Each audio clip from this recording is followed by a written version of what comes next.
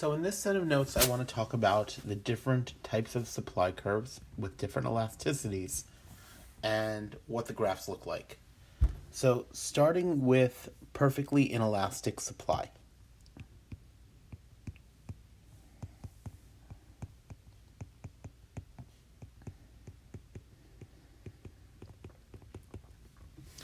So a perfectly inelastic supply curve, as we said in the previous set of notes, is a vertical line like that. And so here's our supply curve. Now, when the price rises, again, we're going to go from $4 to $5 as we did before. What ends up happening with perfectly inelastic supply is that as the price rises, nothing happens to the quantity of the goods supplied. So, in fact, in perfectly inelastic supply, the price elasticity of supply is zero. Because any increase in price leaves the quantity unchanged.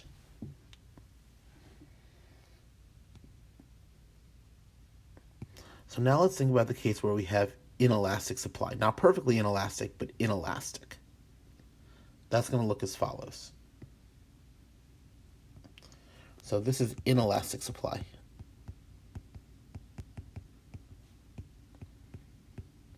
So where the price elasticity of supply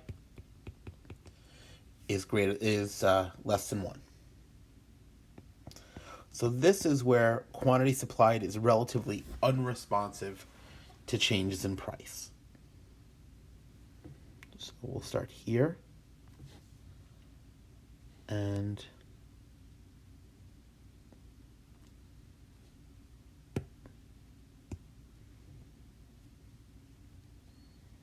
here.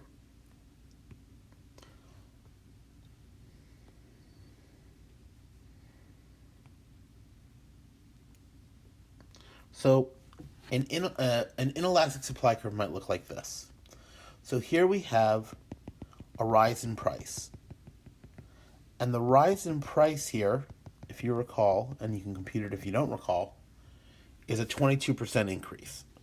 So this is a 22% increase in price.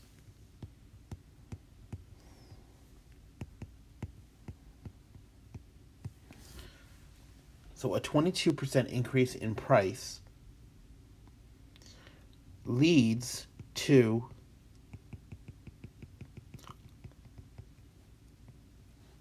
a 10% increase in quantity supplied. So here, a 22% increase in price leads to a less than 22% increase in quantity supplied. So supply is said to be inelastic. It's not very responsive. Let's do more. There's a few of them down here. Yep. All right. So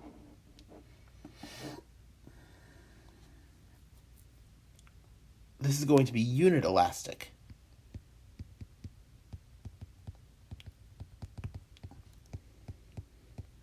So the elasticity equals 1.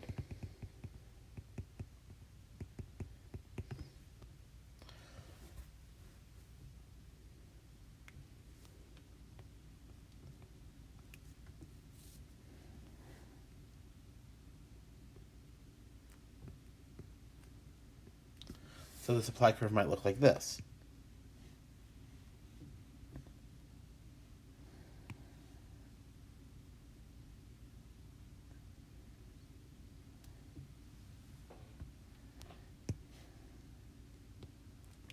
So here, a 22% increase in price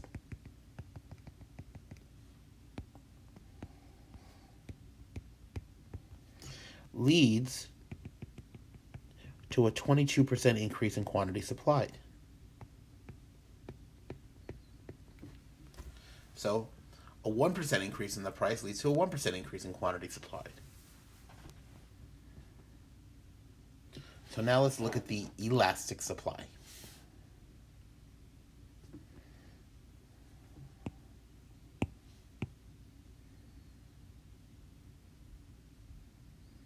So for elastic supply,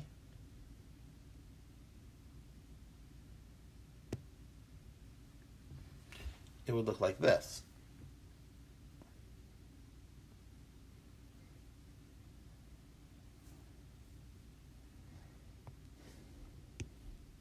So again, let's think about a change in the price. So starting with a price of 4 and a quantity supplied of 100. If they go up to 5, suppose the quantity supplied is 150. So then the supply curve will look like this.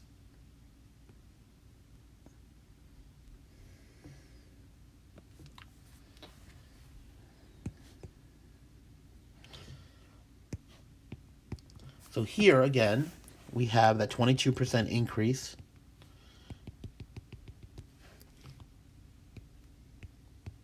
in price, but now we have an increase in quantity supplied by 40%. So this here is elastic supply.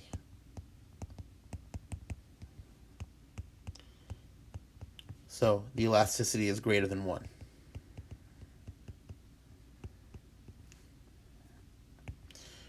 Because a 22% increase in the price leads to a 40% increase in quantity, or a 1% increase in price leads to a 1.81% increase in quantity supply.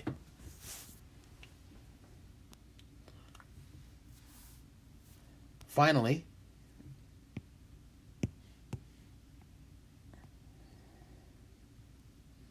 we have perfectly elastic supply.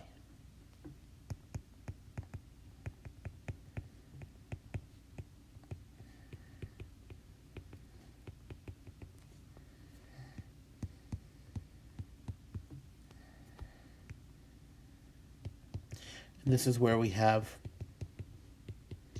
the elasticity, equaling infinity.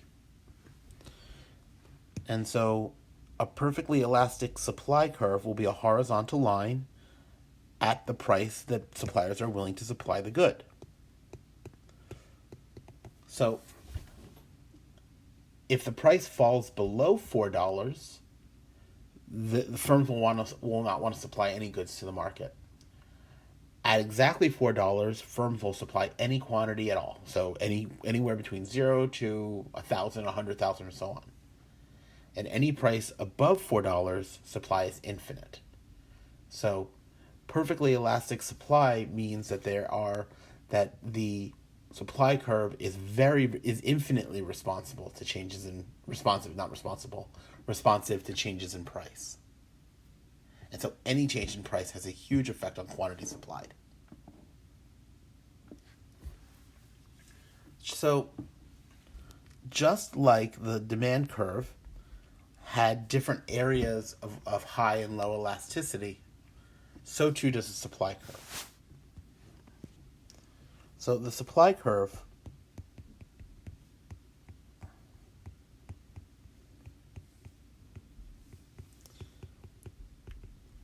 has different price elasticities.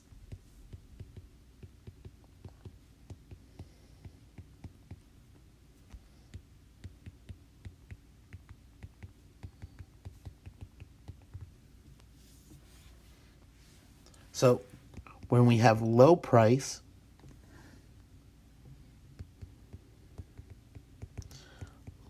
low quantity, we have very elastic supply.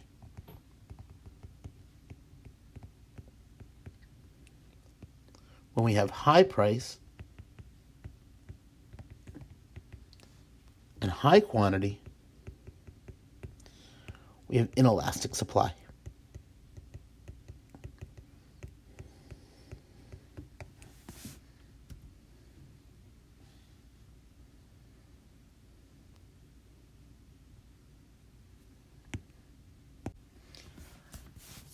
So that's basically our discussion of elasticity, and we're going to be using this as we move forward and talking about how firms decide how much and when to produce.